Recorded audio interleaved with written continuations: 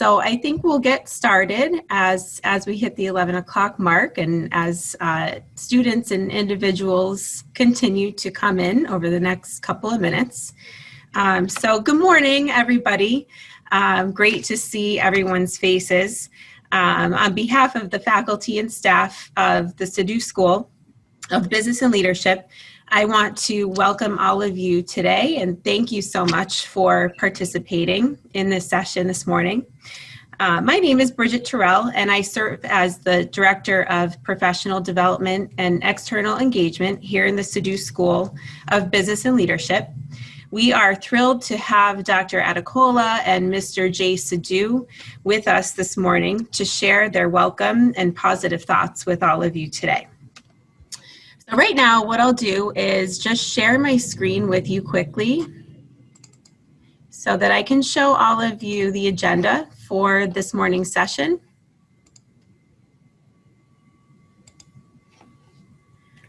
Okay, so just quickly, we'll run through with obviously an opening and a welcome. Shortly, I will introduce Dr. Adekola, Dean of your school. Mr. Sidhu will share with you a message of hope and positivity. And then from around 11:35 to 11:45, we'll entertain questions from students and participants. But I would ask you, since we do have a high level of participation this morning, to type your questions in the chat box, and I'll be able to scan those questions and moderate those questions as they come through. Because sometimes it's difficult to have many mics on and participants trying to speak at the same time. We'll close with the announcement of the Sidhu Professional Development Workshop Series for this fall semester, and hopefully a screenshot of participants giving a Sidhu school wave.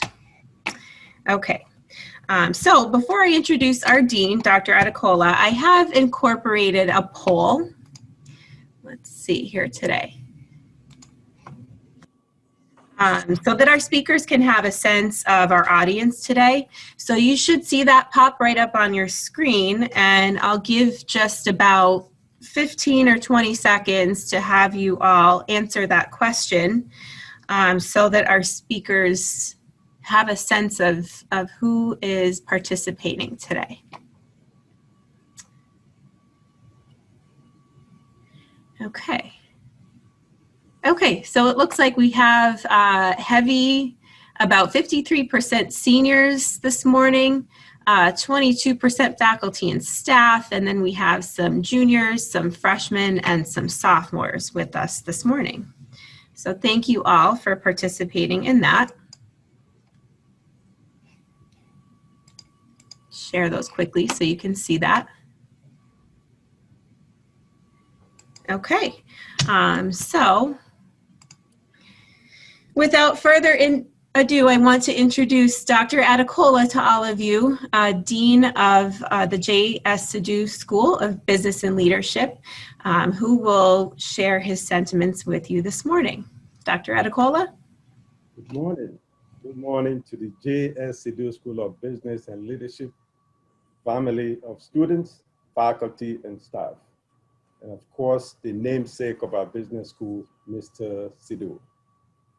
I wholeheartedly welcome all of you to the fall academic gathering of 2020, a fall gathering like no other in the history of Wilkes University or any other university across our nation, or should I say across the globe.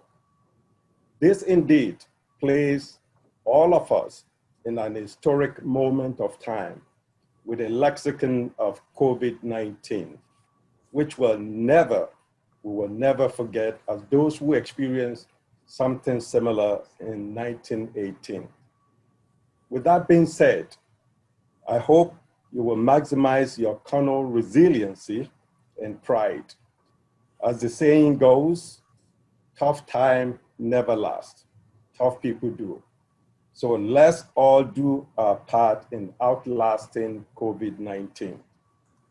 To accentuate today's message of positivity in giving you the motivation to move forward, let me introduce to you, especially those who are not yet have not yet put a face to our school's name, Mr. J.S. Sidhu, and I call him the man.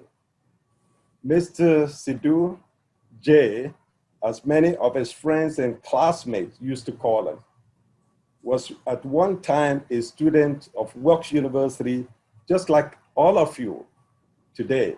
He was a student, don't forget that. Fast way forward, is now the chairman and CEO, Customer Bank Corp, and executive chairman, Customers Bank and Mobile Bank.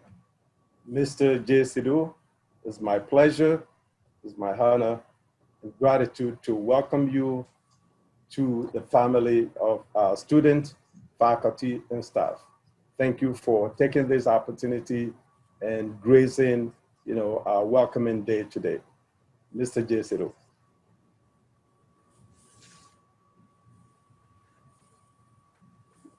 You have it on mute. Okay. Yes. Sorry, can you hear me now? Yes, we Yep. can. Yes. Okay, well, thank you very much. That was very gracious of you, Neen. Thank you.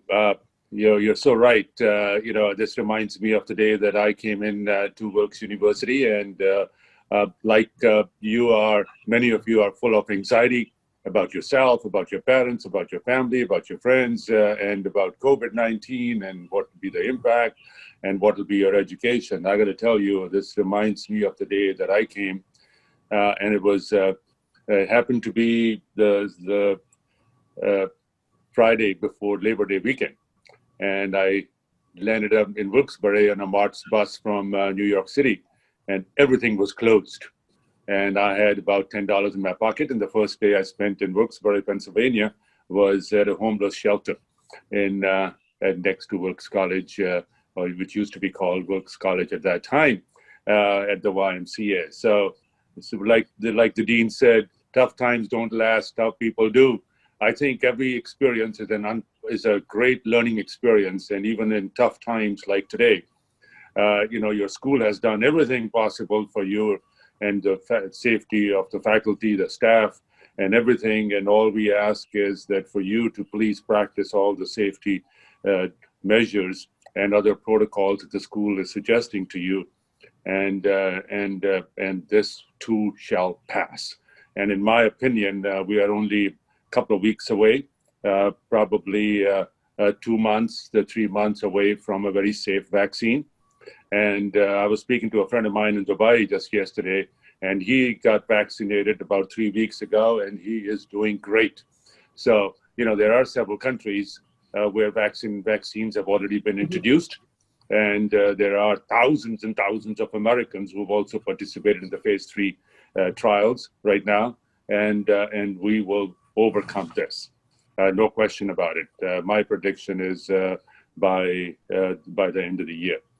So in the next 5 to 10 minutes, I'll share with you my views on what leadership and means, and what are, in my opinion, enormous opportunities for you as you take advantage of preparing yourself for the future to become the future leaders of America. And millennials and Gen Z today make up the biggest generation in the United States and the world. In fact, that is so exciting. And diversity is flourishing in America, and more so than any place else in the world. As you know, and probably our class is probably the same over here, that 30% of the students are Hispanic. About, African Americans make up about 15% of the population. Asians make up about 40% of what African American population is in the United States. And that sort of a thing is becoming very much of a strength for America. But, we also still have our challenges. In my opinion, gender discrimination in this technology-based economy is a big problem. And I'm seeing it, and I ask you, I'm sharing this with you because you're the future leaders, and you've got to demand equal rights for everybody. And it's equal opportunity for all, for women especially, of all races and backgrounds that is needed for America to flourish, and you have that opportunity. I don't know what percentage of the class is made up of women, but my guess is it's got to be a majority of the class. And you are the future leaders of America. It's a bigger problem, much bigger problem, in my opinion, than race relations, which is being talked about right now. So what is leadership? Leadership skill set development, in my opinion, are three things. Number one is IQ skill set. IQ skill set is everything that you've developed in high school, in college, at Sidhu school that you're doing, all the courses that you're taking, all the classes that you're taking. Everything is preparing and using your innate intelligence to prepare you to be a productive member of the workforce. That skill set is necessary, but that skill set is important, is also diminishing. The second leg of this three-legged stool is human skill set, or what we call the emotional intelligence skill set. And like the dean said, you know, your professional development programs that you are going through over here is something very unique. It is something which, to my knowledge, like the most popular course at the business school and at Harvard and at Yale. You know what that is? It's about happiness. That is the most popular class at these schools. Why? Because it talks about emotional maturity, and it talks about emotional balance in a rapidly changing environment. And happiest people I know are always evaluating and improving themselves. Very important, I'll repeat it.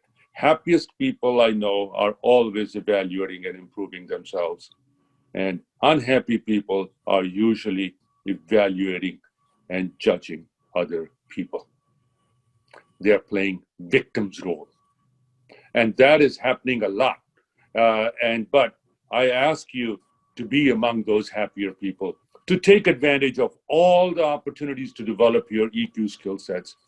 In the past, you were learning that basically from your family, from your grandparents, from your coaches, from your teachers, etc. But now, in addition to all that, you can also learn it through your PDP programs, through podcasts, through videos, through TED Talks, through anything and everything that's available on how to become a better human being. Because great leaders are great human beings first. And you are the future leaders. And I ask you that you should be privileged to be a part of the school that looks at that as as important as IQ skill set. It is perhaps more important, in my opinion. A third part of this is what's called the adaptability skill set. As you know, if you just look at the last 10 years and what kind of technological advancements have been created, and it's sort of unbelievable how it's impacted our life only by things that have happened in the last 10 years. iPhones, iPads, social media has emerged as the go-to platform for all types of communications with everybody around the world. There was no text messaging 10 years ago. There was no YouTube. There was no Netflix. There was no Spotify. There was no Hulu.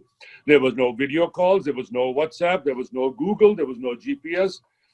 And there was no online dating. Okay, and smartphones have penetrated everything in the way Americans live today. 90% of all Americans, irrespective of income or race or anything like that, own smartphones today, and 60% of the adults use the smartphones for more than just a phone and taking pictures and taking videos. In other words, they use it for their e-commerce.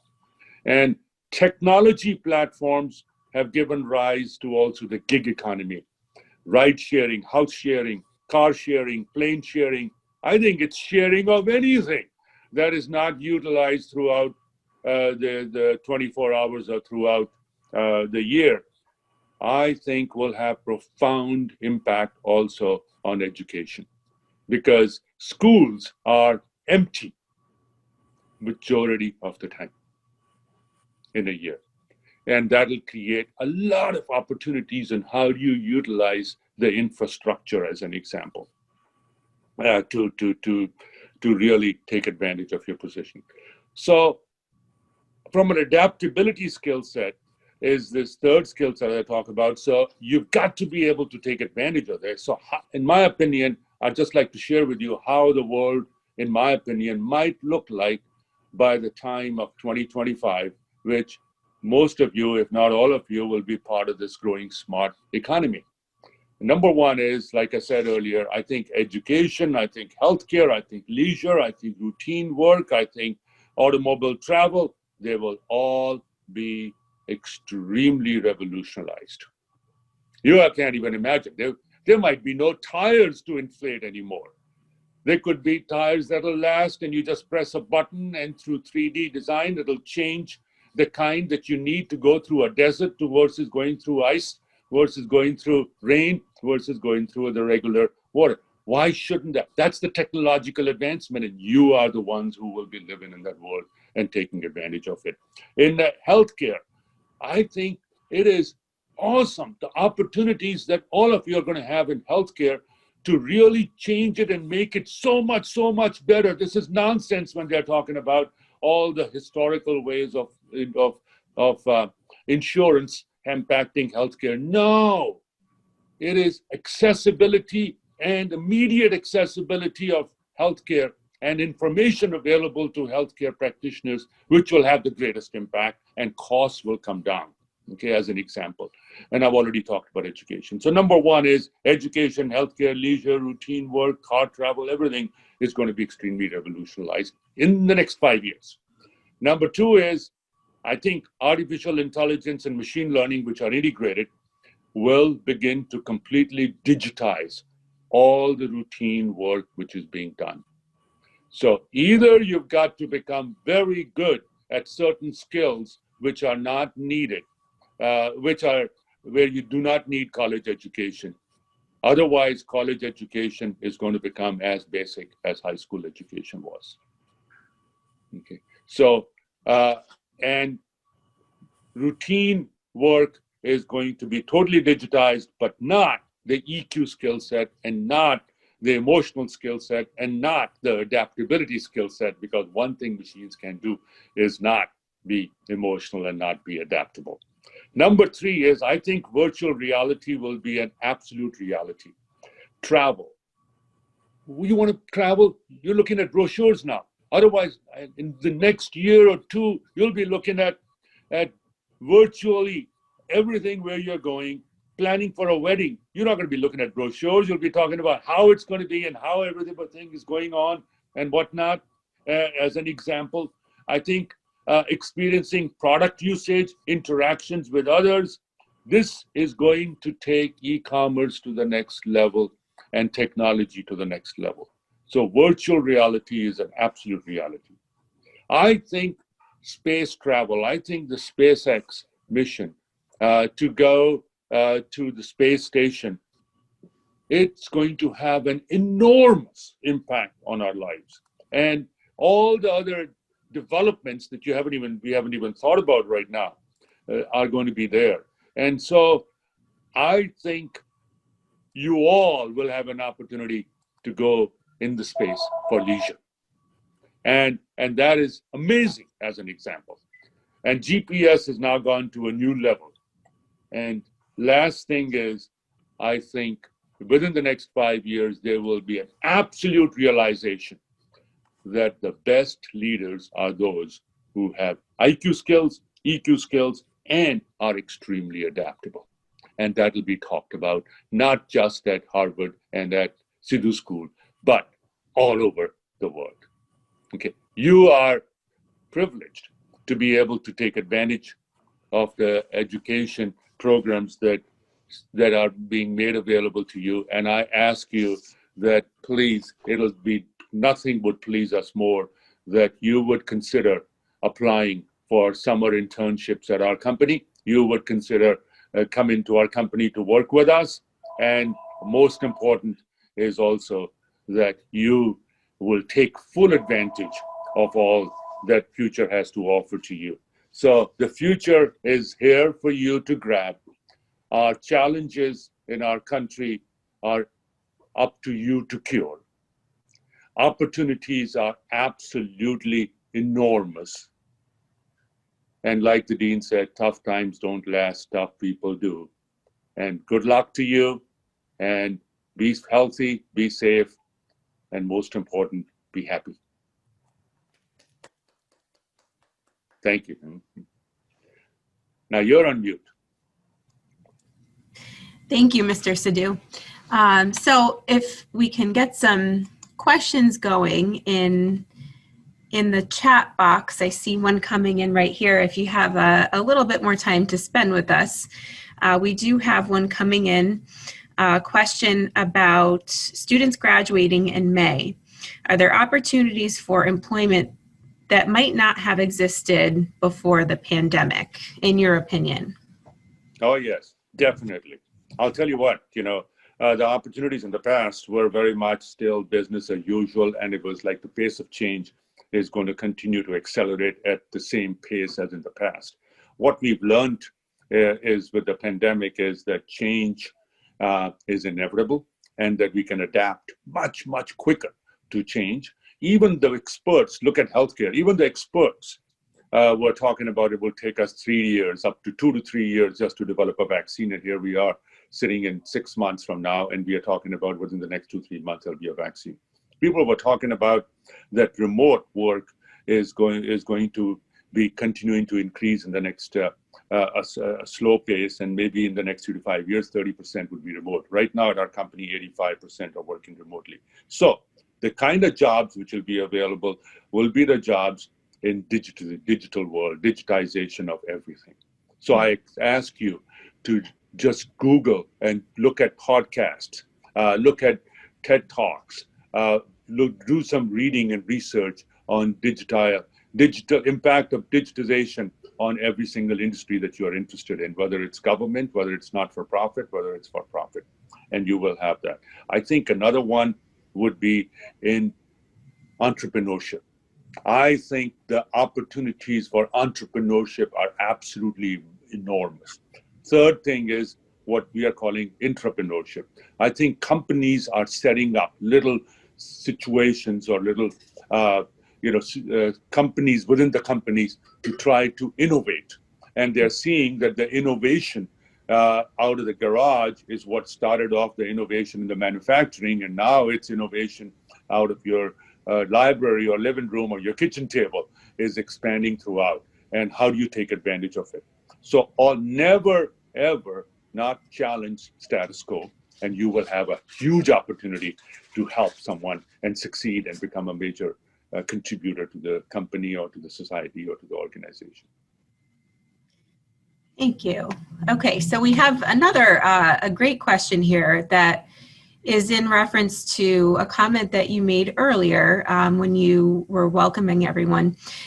In your opinion, how can we use the advancement of technology to overcome adverse gender inequities? I think we've got to, and this may sound, we have politicized everything in America today, which is not at all good. We got to unite, and we've got to look at reality rather than look at how do we get votes. Democracy's strength is based upon an educated middle class, not taking advantage of others. So my opinion really is that we've got to do a detailed review of diversity by sex, by as an example, and I think every single, like in Wall Street Journal today, there was a report that the best performing mutual funds and best performing hedge funds are actually the ones run by women. Okay, more than men. And you look at the percentage of women in the technology field right now, it is less than 2-3%. Okay, the women in leadership role is way less than the 50% that women role occupy. Our biggest challenge is that, and the way to do that is, number one is to have self-confidence and educate yourself. Number two is to become aware of it. And number three is to make sure that you do not accept anything other than fair treatment. And I think the recognition is there, but don't fall for this stuff like, that if you do not get into hurting the people and having riots and all this kind of stuff, that's not going to create any change for the gender either. But I think education is the biggest way to do it, and self-awareness and self-confidence. Okay. Thank you. We have another one in here that is in reference to the healthcare industry.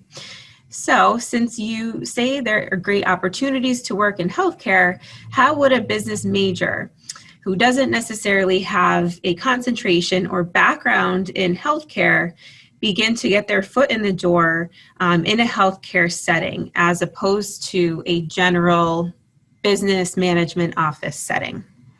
Now, I think one thing is that business students, business graduates can work in every single industry, and the business school prepares you for any and every single industry in this new economy. And in healthcare, the greatest opportunities are to effectively use technology and digitization in the healthcare industry and innovation over there. And healthcare is such a inefficient industry, especially in the United States, and such a litigious industry, especially in the United States, which is wastage, so much of wastage. You will have ample opportunities to simply Google opportunities in healthcare, and you will come up with so many ideas that it's unbelievable for any of you. So you do not need a degree in science. You do not need a degree in medicine. In fact, that could actually be negative, but you need a different outlook, and you need a basic education in your IQ skill set. You need a basic education in your EQ skill set, and you need to adapt yourself and with a lot of knowledge about the changes that are taking place in the external environment and present those thoughts and ideas.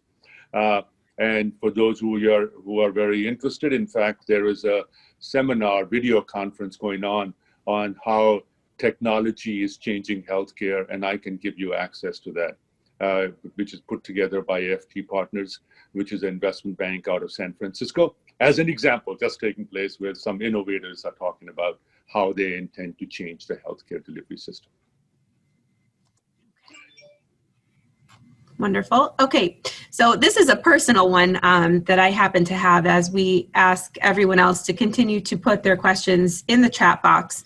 Having interacted with a lot of our students over the last several weeks as they returned to campus this fall semester, what is your personal opinion on master's degrees and continuing education as an immediate option versus immediate entrance to the workforce?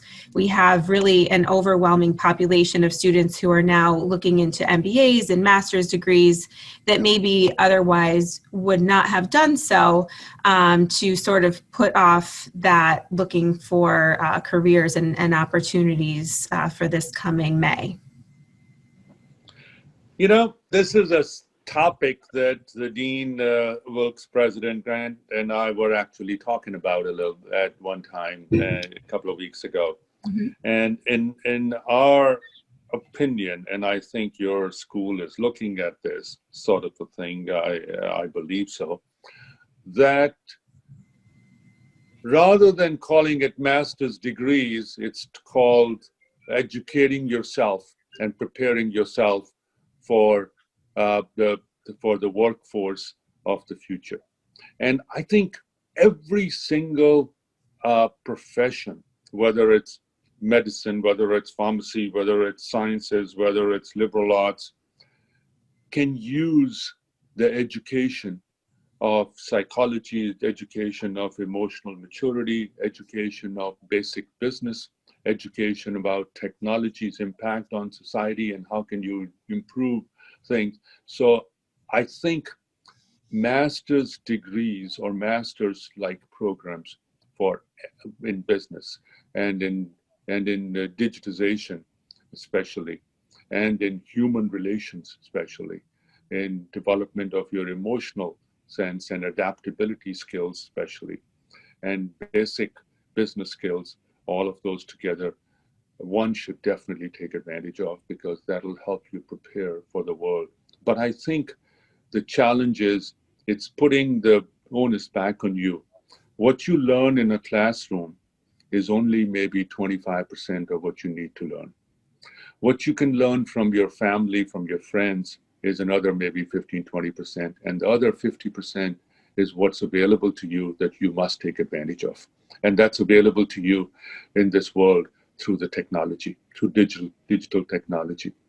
It's not enough for you to say, I've done a few courses. It is unbelievable. Just like the Sidhu School could have seminars and attract students from throughout the world and educate companies and employees throughout the world using digital means today. We did never have to step foot into Works campus, but we could do it. We could reach them. That's an example. All right. Same way, you should take advantage of the other 50% that's available to you and must never stop learning. It'll have huge dividends. Thank you. Okay. Do we have any further questions from our students, from any of our faculty or staff? Well, this is a personal question, coming from the dean of the business school and knowing fully well how, quality, the caliber of student that we graduate, and I'm sure many of my colleagues will, can attest to that. I remember you were, indicating that you may want some of our students to come and work for you. So my question to you, Mr. J, how do you prepare yourself to attract the best student in any business school in the United States? Because you have to remember, our students are very competitive, and you may have to do a lot more to attract the J.S. Sidhu School graduates. So my question to you, what do you have on the table for our students who may want to work for you than working for any other company? I think, that's a good question. And I almost wish, we could have opportunities for everybody, but it's obviously not going to happen. And we just had in our top management, and one of them is retiring, where 20% of our top management were Wilkes University graduates. All right. And so is it by total coincidence? Okay. Well, when we started off. So Wilkes is already known. Right now, we have one of your top students from last year working with us, okay?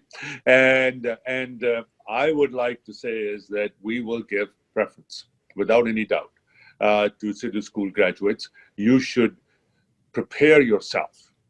And right now, if you want to work with us in the summer or even in the winter holidays that you have, so that you are better prepared for full-time work, for those of you who are seniors, just send an email to me, and we will make sure that you're given an opportunity. You will be interviewed virtually, of course, and what we will be looking for is your superior performance both on your IQ skill set, which is how have you done at school. We will look at what have you done to make yourself a better human being, and a happier human being by evaluating and improving yourself constantly, and how's your approach to the world, which I've sort of shared with you a little bit, that you are an adaptable person. You are not a fixed structure. In the past, they used to say, let's not change, let's not rock the boat. Well, right now, if you won't rock the boat, you're going to be thrown out of the boat. It's that sort of a thing. Okay. So the boat is rocking, man. You better start rocking with it. And if you're that kind of a leader, you will have awesome opportunities, and not just at our company, but at any company, because we can employ everybody. So you will be working in lots of places. You must never, ever, ever, ever, ever get down. All right. You are in one of the best times. I wish I was 20 years old right now.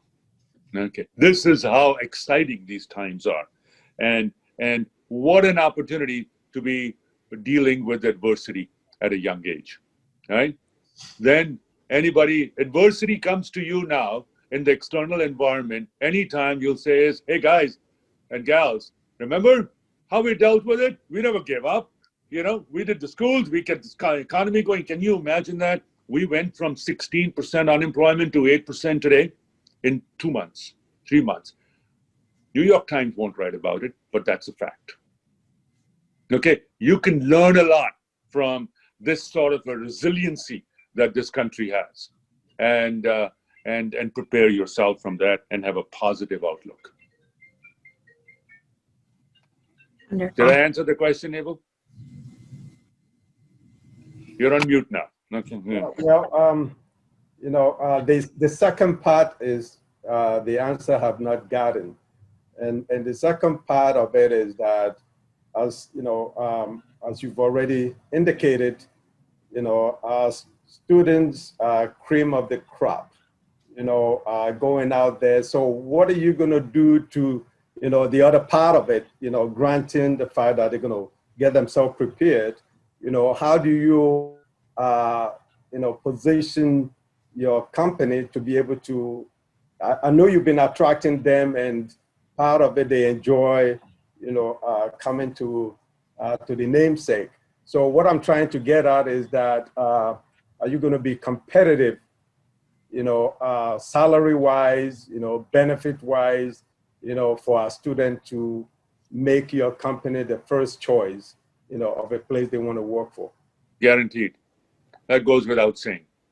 Okay. Yep, goes without saying. And I'm glad you used the word competitive, because when I started work out of Wilkes University, my first job, I didn't take it based upon comp. I was making $12,000 a year, and right now I'm making pretty good money, and I've done it. So it doesn't matter. It's an opportunity of where you end up being.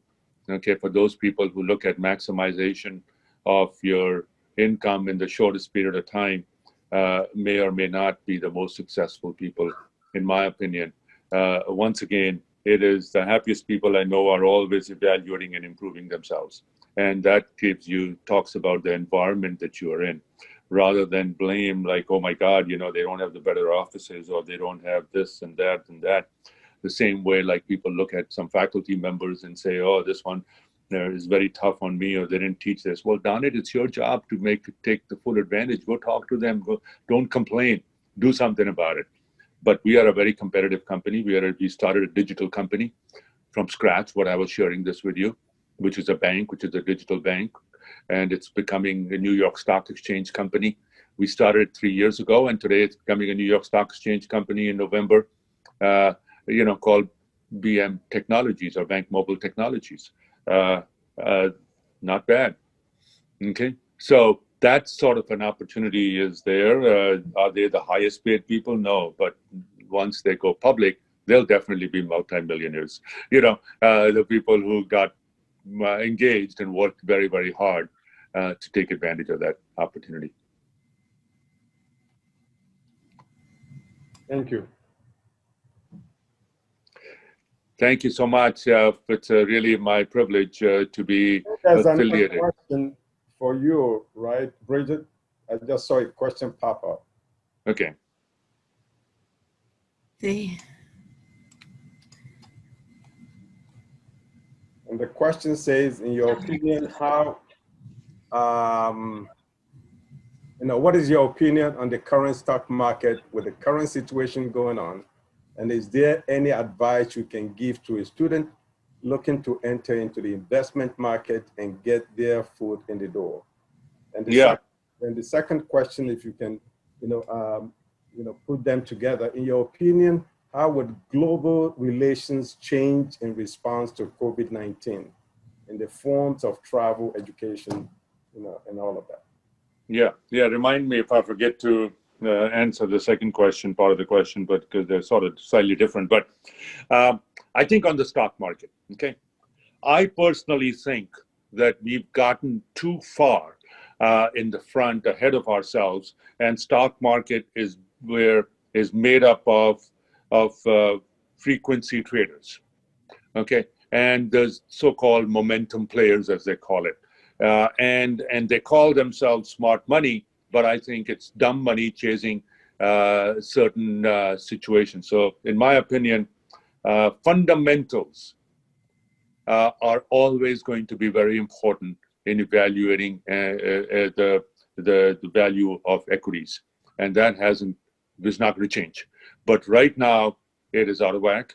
I think the market has gotten somewhat ahead of itself. I think some of the technology stocks are based upon a lot of the momentum. I think some of the fundamentals in certain other industries, like financial services, banking as an example, and manufacturing as an example, energy sector as an example, pharmaceuticals as an example, healthcare as an example, are not being valued properly. So the opportunity is for somebody to just go from mathematical modeling, which is what's being the driver of equity markets right now, to mathematical and evaluating corporations based upon ESG. Their earnings, their sustainability, their governance, and doing well by doing good is being talked about, but it's not really being used, in my opinion, in evaluating equities. So what opportunities do you have? You should become a true player and maybe start some funds or those kind of things, or work in a company where there is true evaluation based upon fundamentals, and look at ESG as one of those components in any kind of an industry. And I think market is going to become more rationalized, and you will see opportunities there. Now, on to your second question about how the world affairs and travel and economy and those kind of things been impacted by COVID-19. It is amazing. COVID-19, as you know, was a name given by the World Health Organization to a virus that started in Wuhan in supposedly fourth quarter of 2019. Okay, and by February, the resiliency or whatever of China, was so good, or whatever they had done was so good, that China was able to put everything, the majority of the hit behind them. And the rest of the world is still suffering from it. Okay, and China's GDP is back to pre-COVID levels. China's retail sales are back to pre-COVID levels. And it amazes me that how can they go to build 10,000 bed hospitals in 4 days if they wouldn't have done some previous planning. Okay, it's just logistics are itself. Okay, so I think that's a recognition throughout the world. I think the leaders of Australia, of United States, of Europe, of third world countries, of India, I think they are realizing that. And I think that there is a real danger of clash of economies. And when the haves and the differences between equal opportunity is what makes the democracies work, but it appears like it's an unfair advantage in the eyes of some people and eyes of some nations. So I think it's going to have a major impact, much more so than what is being discussed today in 2021 and beyond, and the geopolitics. And I think we need a fair marketplace. Capitalism is bound to be there. I don't care what some politicians say. America will be destroyed unless we retain our values and our beliefs. And you as business students should support free enterprise and liberty and equal opportunity for everybody, because otherwise no point being in business school. Go study English, and be so happy with a $25,000 to $50,000 to $75,000 a year job, which is okay. Okay, but you should strive to add value to the economy and make a lot of money also and be happy doing it, because money is not just the whole thing. And that level playing field after COVID-19 has shifted. And a level playing field is what's needed. That's my thought, my personal opinion. Okay, well, I'm looking at the chat box. I don't see anything else coming through. Do we have any final comments or questions from any of our participants before we wrap things up for the afternoon? Well, Bridget and Dean, thank you so much for this opportunity, and thanks for inviting me, and good luck to you, and please be healthy and stay safe. And you will get through this, and I look forward to seeing many of you next year. Thank you. Take care. Bye-bye.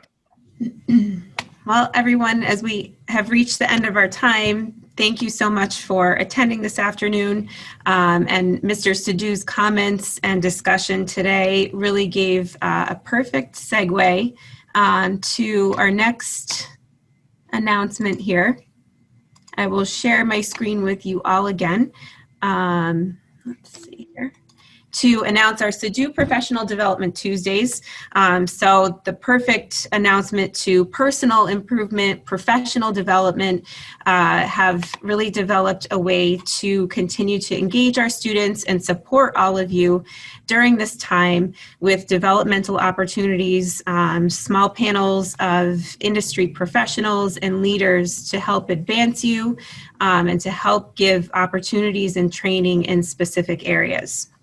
So you will be receiving further information on all of these webinars and workshops as we progress through the weeks of the semester. And also, you will shortly receive an email with a Google Form survey as we collect feedback on our programs, such as this one. And before we sign off, the final thing I'd like to ask everybody to do, I would normally have all of you in person going on visits and tours and discussions such as this. And since we can't do that, I would love to just have everybody give us a wave as we sign off today and take a screenshot, and we'll be sharing that with our participants and on social media as we would. So again, thank you all so much. Really appreciate it, and have a great day. Thank you. Thank you all.